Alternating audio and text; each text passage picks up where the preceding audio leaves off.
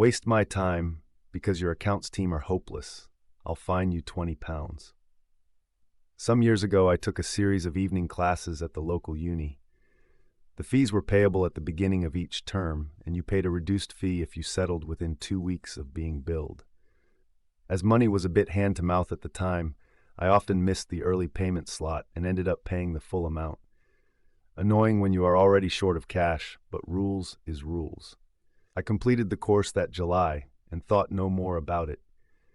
However, in the July of the following year, I received a terse letter from the university accounts dept threatening legal action if I didn't clear an outstanding invoice for the final term of the previous year.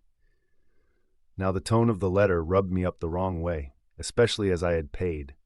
Fortunately, I'd kept all of the receipts for my course fees in my coursework file, which I still had. Hence, I sent copies of all of the receipts to the university showing that I had paid, and asked them to ensure my details were updated to reflect this. I received no reply. July the following year, I got another threatening letter saying my final term's fees from 2 years previously were still outstanding, and they were going to pursue legal action.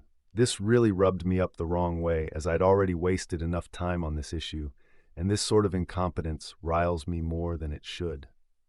Once again, I dug out my receipts and the letter I sent the previous year and included them as attachments to a very terse, bordering on rude, letter of my own.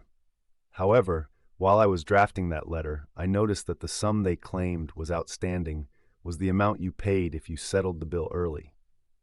My receipt was for the late payment fee, which was £20 higher. I saw a chance of some petty revenge, not only to take advantage of their incompetence, but to also force them to update their records. In my terse letter, I demanded that they update my records and refund my overpayment of £20 immediately. A check duly arrived about 3 weeks later. No letter of apology or anything. Just a check. I didn't hear from them ever again.